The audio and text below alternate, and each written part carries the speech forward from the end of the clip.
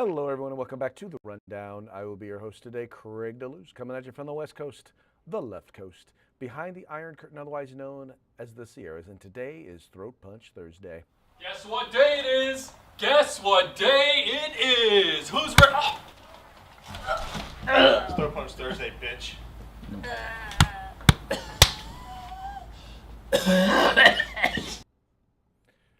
That's right, it's Throat Punch Thursday, where we're going to be talking about issues and, kind of doing a little bit of a paya right into the throat of those with whom we disagree.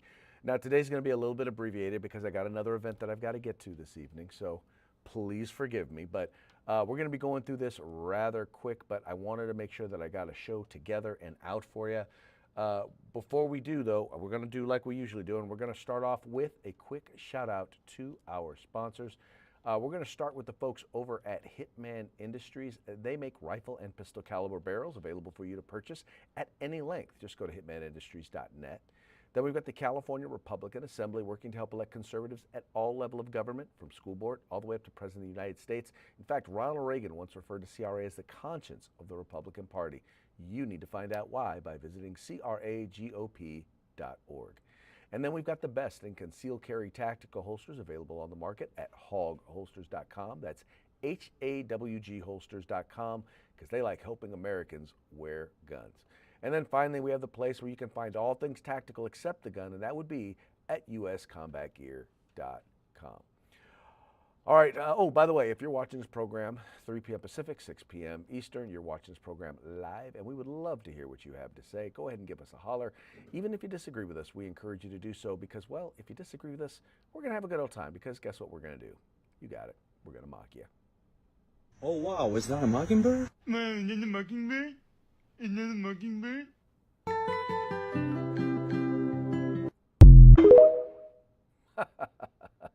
Gotta love that. Gotta love that. We don't know, by the way, we don't do it because we want to be mean. We do it because, well, it's funny. And we like being funny, just like you guys like us being funny, right? Right. You would prefer we were funny than not funny. Anyway, let's go ahead and get into today's topic. And this first one is something that, once again, we always knew. We knew what was going on. We always knew that there were a bunch of activists within the Biden administration who were working with organizations that were activist organizations. And they were basically looking to go after conservatives and conservative-leaning groups and basically using the power of the government to stifle free speech. Well, after an investigation by the Justice Department, sure enough, a report has been put out basically confirming exactly what we already knew. This, once again, being reported over at Fox News. Biden administration used abortion group dossiers, including photos of minors to target Christians, DOJ report reveals. Let's read a little bit more of this. It says here the Trump administration is accusing President Biden's Justice Department of colluding with pro-abortion organizations to create personal dossiers on Christian pro-life advocates that included personal information and photographs of their children as part of a wider campaign by the Biden officials to prosecute them under the FACE Act. The Justice Department published the 2026 report by the Task Force to Eradicate Anti-Christian Bias, which details in more than 200 pages incidents that occurred under the policies from the Biden administration, alleging that Biden Justice Department officials zealously pursued prosecuting Christians. Quote, the Biden administration policies regularly clashed with Christian worldview and burdened traditional religious practices. The report stated, quote, these conflicts frequently arose over abortion, gender ideology, and sexual orientation. Ultimately, the Biden administration penalized Christians who lived in accordance with their beliefs. The report, compiled based on an executive order signed by President Trump, alleging that former Attorney General Merrick Garland, quote, weaponized the freedom of access to clinic entrances, or otherwise known as the FACE Act, against pro-life protesters and activists through the revival of the National Task Force on Violence Against Reproductive Health Care Providers. So in other words, once again, what was done here was they wanted to go after pro-life advocates, people who were advocating on behalf of innocent child in the womb. And so if you were at a clinic, if you were there protesting, if you were there praying, if you were there trying to talk to anybody, as long as you weren't blocking access, because if you were actually blocking access, then what you were doing, what you were engaged in was basically against the law. But what was happening was they were literally going after individuals who weren't doing any of the things that are in fact illegal, right? But they were looking at those as opportunities, ways in which they could arrest these folks. And by the way, they sent literally armed task forces, like armed SWAT teams, to people's homes in some of these cases and arrested them, right? Literally would pull them out of their home, arrest them in front of their wives, in front of their children, in front of their spouses. If as much effort was put into going after these individuals, if they had put that much effort in going after some of the folks who protested during the Summer of Love, or if they had put this much effort, they didn't even put this much, the Biden administration didn't put this much effort into those who had committed crimes here and were in the country illegally. They didn't do any of that. Anyway, but they were specifically targeting Christian organizations. And now we've got the evidence that it was in fact taking place. Now, what I'm wondering is, are there going to be any prosecutions? Are they going to go after them at all? Are they going to go after the individuals who targeted these groups and these organizations and these individuals? Are they going to be held accountable? I doubt it. I doubt it because, well, let's just be honest. I think a lot of this is more for the idea of saying, look, we need to acknowledge and recognize that it happened, and then put things in place so that it does not happen again. But the idea of going after law enforcement, unless, once again, I think the decision makers are the ones you need to go after, the people who are basically doing their job, who are told, look, hey, this is the guy you need to go after and you need to arrest. It's going to be a little bit harder to prove that they were violating the law simply by following orders. All that having been said, this is some nasty stuff. And you know, we always knew this. We always knew the Democratic Party is not for religious freedom. They claim they are, but they're for religious freedom for everybody except Christians, right? Everybody, or let me clarify, everybody is allowed freedom and liberty and is allowed to be tolerant. You can be tolerant of everybody except white, male, in particular Protestant Christians, straight Protestant Christians. Y'all don't get anything. If those folks, as far as Democrats are concerned, need to sit down and be quiet. They don't get a say. Anyway, I think that is despicable, and I think it is definitely a violation of our constitutional rights. And I'm hoping to see that something substantive is done about it. I'm hoping, but I'm not hoping against hope, and I'm not holding my breath. All right, this next one, Mondami unleashes door-knocking campaign to freeze rents. Now, you might remember he did a whole bunch of door-knocking in order to get people out to vote for him, and he believes that this sort of activism will be successful in helping them to be able to implement policy changes. Well, one of the policy changes they want to implement is they want to freeze the rent on 2 million folks who are on rent control. They want to freeze the rent and make it so that you can't raise the rents on them. Here is the announcement that they did. First of all, launching the department that will be doing all of this quote unquote community engagement, but then talking about the beginning of the effort. Office of Mass Engagement. Because the political process does not, cannot, and must not end just on Election Day. We want the voices of working class New Yorkers to be the driving forces behind the decisions that shape their lives. That is why we are here to announce that the Office of Mass Engagement is launching a powerful initiative called Organize NYC to keep New Yorkers involved in the work of shaping the future of our city.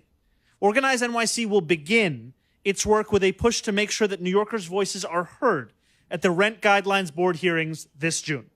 The timing of this launch, frankly, could not be more important. This is a consequential decision that is coming up. In June, the Rent Guidelines Board will decide whether or not the rent will go up for more than 2 million New Yorkers who live in rent-stabilized homes. The board has heard from experts Now, there are a number of hearings across many of our boroughs where they will need to hear from you. Over the coming months, the board will be holding public hearings across the city for tenants and owners to testify directly about how a rent adjustment would affect them. To put it into context, this is a decision that will impact more than 2 million New Yorkers. Last year, only 400 New Yorkers testified at these hearings. That is 0.02% at best. If we want New Yorkers to believe in these processes, we must make it as easy as possible for them to be a part of these processes. And that is why we need to get the word out to as many New Yorkers as we can. And that is why, just a few minutes ago, I was walking the halls right here of 760 Grand Concourse and knocking on doors myself. How you doing, man? Good to see you. We're happy to have you. And the reason that we were knocking on those doors in this very building is because we know that behind every closed door is a New Yorker who has a story to tell.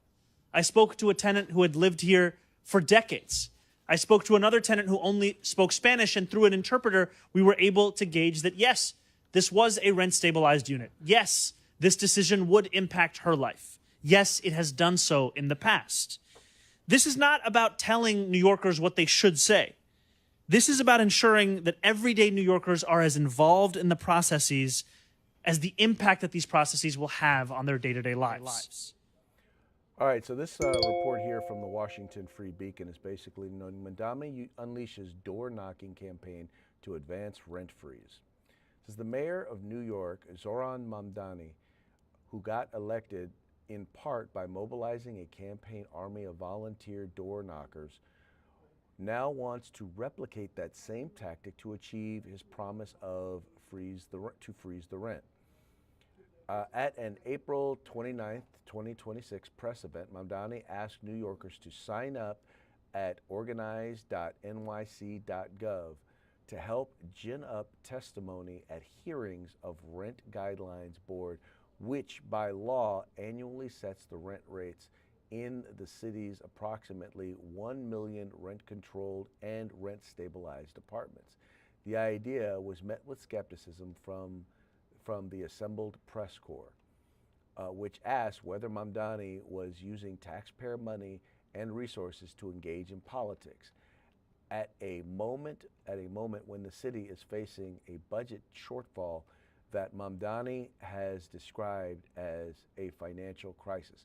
Mamdani and his aides repeatedly insisted with straight faces that the volunteer door knockers would just be asking New Yorkers to testify at the hearings, not telling them what to say. Reporters at the event noted it is extremely unlikely for tenants to show up at hearings to testify begging for rate increases. At one point, the mayor went so far as to trot out the city's top in-house lawyer to affirm the legality of the scheme.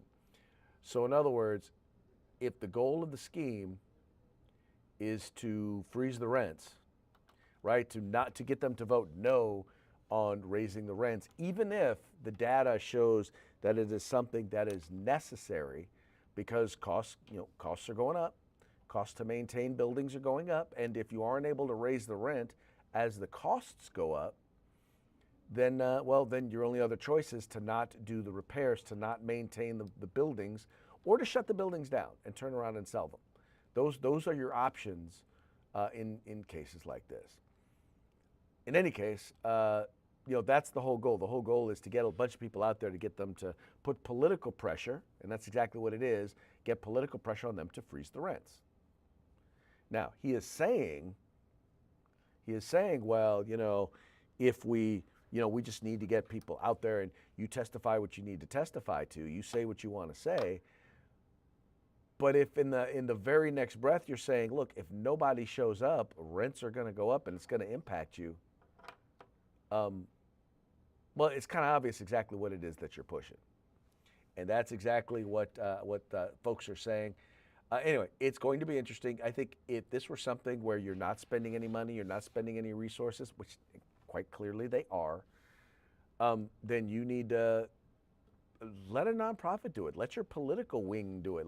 Use your campaign resource. Oh, that's right. You don't have any money in your campaign coffers.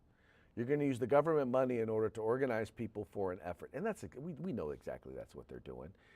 And ultimately, we know what's going to happen. You freeze the rents, you're going to make it so that there's even less affordable housing that's going to be made available. And I don't know why they don't. I know basic economics. Basic economics means, if you price fix, then what happens is that you generally are going to wind up affecting supply. You're not going to affect demand. Demand may go up, right? Because it's now fixed at a lower price. Demand will at least stay the same, but what you're going to wind up having is you're going to have supply is going to go down. And so you're going to have more people looking for fewer units, or even the same number of people looking for fewer units of housing, and that is in the end going to wind up driving up the cost. Once again, basic economics, and I don't know why I know why he doesn't get it, because he doesn't want to get it.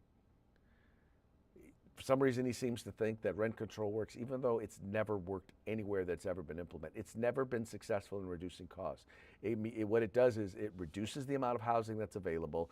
It drives up the cost of non-rent controlled housing, and the effects on the rent control housing generally tends to be of a much lower quality, meaning it's a lot less safe. Anyway, all of those things. Anyway. That's where the term, quite frankly, slumlord starts to come from. Now, another interesting thing that's going on, and this is kind of a behind-the-scenes political trick that I'm actually kind of digging, and this has to do with the House Appropriations Committee and the funding bill that deals with regulations for suppressors and short-barrel rifles. Well, it turns out that there is a House Appropriations bill that would actually wind up ending the funding that goes towards that registration process, thus ending the registration process. Let's go ahead and read here for Breitbart. It says the 2027 funding bill released by the GOP-led House Appropriations Committee ends NFA registration requirements for suppressors and short-barrel rifles. You may recall that language in the One Big Beautiful Bill removed registration for suppressors and SBRs early on, but that language was later removed, resulting only in the removal of the $200 tax stamp fee. House Appropriations Committee member Representative Andrew Clyde responded by showing that the tax was the basis for registration, and now that with the tax gone, the registration should be gone as well. But the registration of suppressors and SBRs has continued since the OBBB took effect. And the GOP-led House Appropriations Committee is trying to end it. On Wednesday, Clyde posted on X, "I secured a measure in the One Big Beautiful Bill to zero out NFA taxes for short barrel firearms and suppressors. $0 tax equals zero registration." Yet the DOJ is currently defending this NFA registration. While litigation is ongoing, your tax dollars shouldn't fund invalidated NFA requirements. Moreover, Gun Owners of America noted that the 2027 funding bill not only deregulates suppressors and short barrel rifles, but also defunds regulatory gun controls instituted by the ATF during the Biden administration. So here's the deal. If there is no funding to enforce, then you cannot enforce. And that's the thing. So that's the direction that at least the House Appropriations Committee is going for. Now, mind you, this is going to pass out of the House. It likely will pass. Pass out of the House. It likely will be negotiated in the Senate. You may or may not see this happen in the Senate, because that's where it actually got killed last time. Was the Senate basically decided, no, we're not going to do that. But I think they have a much better argument now. Now that the tax is gone, should we be taking money from other places to deal with this registration? And to be honest, once again, this makes no sense. There is nothing inherently dangerous about suppressors. There's nothing inherently dangerous about short-barreled rifles. This is, first of all, the regulation on both is something from a bygone era that, well, that's not really needed. It wasn't really needed then, and it's definitely not really needed now, especially now that you've removed the tax stamp. So this is good news. Let's continue. If you talk to your member of Congress, make sure that that funding stays out of the appropriations bill when your congressman and when your senator gets an opportunity to vote on it. All right, what do we have next here? Next, we have, let's see here. Congress ends the record-shattering Department of Homeland Security shutdown. Now, you might notice some people say, oh, well, this is a big deal. No, it's really not. I get it. It's a record-long shutdown, but that just goes to show you, I mean, literally, other than what we were dealing with TSA, did you really notice, did it really affect your everyday living, the fact that it was closed? Because, by the way, the Border Patrol and ICE, they already had funding, so they kept doing what it was that they were doing. The only real effect that it had on you and I was there was a while there where where we had issues with air traffic controllers, and that was an impact. And there was an issue with the folks over at TSA, and Trump took care of that, and Democrats didn't, as wisely, they did not get in the way of it. Well, now that standoff has now ended. Let's read a story here from Politico. Congress ends record-shattering DHS shutdown. On the 76th day since the Department of Homeland Security funding lapsed, Congress passed a bill Thursday restoring the flow of federal dollars to most of its agencies without solving any of the policy disagreements that led to the record-breaking shutdown.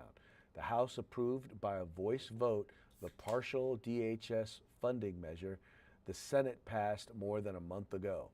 President Trump is expected to swiftly sign the bipartisan legislation fully funding the Coast Guard, TSA, Secret Service, FEMA, and the Cybersecurity and Infrastructure Security Agency, along with other offices within DHS that don't deal with immigration enforcement. Now, congressional Republicans turn their attention to enacting tens of billions of dollars for Border Patrol and Immigration and Customs Enforcement in a party line package. They jump-started the process this week with the adoption of a framework unlocking the bigger budget power to skirt Senate filibuster. Quote, Democrats got absolutely nothing for their political charades and shenanigans, Speaker Mike Johnson told reporters after the passage of the funding bill. So basically, Republicans are declaring a win. They're going to get exactly what they want. They're going to get their funding, and there's going to be zero policy changes. And the thing about it is that some of the things that were in there were actually, in my opinion, good for ICE. Like one of the things like body cameras. I mean, that's what one of the things that Republicans were proposing was we'll give you body cameras. Now, the problem is they didn't really want body cameras because body cameras generally would tend to prove, body cameras have in more cases, rather than prove malfeasance by law enforcement, it's actually been more successful in demonstrating or substantiating their actions when there is malfeasance by those whom they are seeking to detain. That's been kind of the bigger thing that's happened with body cams. So anyway, I thought that would have been a great addition, but they got none of the reforms that they were looking for. And in the end, so basically, they shut the government down for nothing, or they shut DHS down, they shut TSA down for absolutely nothing. They got nothing out of it. And that's why you're not going to hear the mainstream media talk a whole lot about it. That's why you're not going to hear Democrats talk a whole lot about it, because this is a big L for them. And unfortunately, they're not going to want to own their L, and that's okay. It was a long shot for them anyway. It was more of a political posturing than it was anything else, and I think they got their press media out of it, which is what they originally wanted anyway. All right, folks, that now takes us to our parting shots. Parting shots are brought to you by Hog Holsters. Just go to hogholsters.com. Use the discount code The Rundown, all caps, no spaces, one word. Get your Hog Holster today. All of our parting shots are being brought to you today by our friends over at the Babylon Bee, fake news that you can trust. Haha, very funny. All right, the first one here is a list, and I know y'all love your lists, so we're going to do this one. It says here, 7 devastating effects ending race-based gerrymandering, and this is specifically speaking Louisiana. Let's see here. The first one, number 1, the one black guy in Maine who no longer gets to be his own congressional district. Okay, that's funny. Oh, let's see. No more districts gerrymandered to spell out Black Lives Matter. They do kind of look like that, some of these districts, the way in which they're drawn. This could be a dangerous step and a slippery slope toward ending racism forever. Oh my God, the Southern Poverty Law Center, they must be really, really concerned about that. Candidates will now be forced to appeal to voters from more than one racial group. Number 5, Democrats will no longer use Google Maps to search for barbecue restaurants to draw voting districts. That's bad. Okay, here, number 6. Politicians will have to come up with other political slogans besides vote for me, I'm the same color as you, because we know that's what Democrats do. Americans will have equal representation in Congress regardless of their skin color. Oh no, that is just horrible. Oh, okay, this is a funny one. So in this particular image, you've got Ketanji Brown Jackson leaning over to Clarence Thomas asking him a question. Is it too late to ask who gerrymander is? KBJ whispers to Clarence Thomas. And then finally, Mayor Mamdani declares crisis of having run out of other people's money. Yeah. Well, that's kind of how it works. That's kind of how it works. When you rely on other people's money, you are eventually going to run out of it, especially when you chase the people who pay that money, the people to whom you look for that money. When you chase them out of your city, yeah, you generally tend to run out of their money when they run out of your state. So it kind of works like that. All right, folks, that brings us to the end of our program. But before we go, we're going to give one more quick shout out to our sponsors. First of all, we got Hitman Industries, rifle and pistol caliber barrels available for you to purchase at hitmanindustries.net. We got the California Republican Assembly, which is the conscience of the Republican Party. You can visit them at cragop.org. We've got the best in concealed carry tactical holsters available on the market at discount if you use the discount code The Rundown. Just go to hogholsters.com. That's HAWG holsters.com, because they like helping Americans wear guns. And then finally, we have the place where you can find all things tactical except the gun, and that would be at uscombatgear.com. All right, that's going to be it for today's program. We very much appreciate you tuning in. We appreciate you liking and sharing the program and encouraging your friends to do the same. We will be back tomorrow on Free for All Friday. Till then, y'all have fun, stay safe, and we will see you mañana.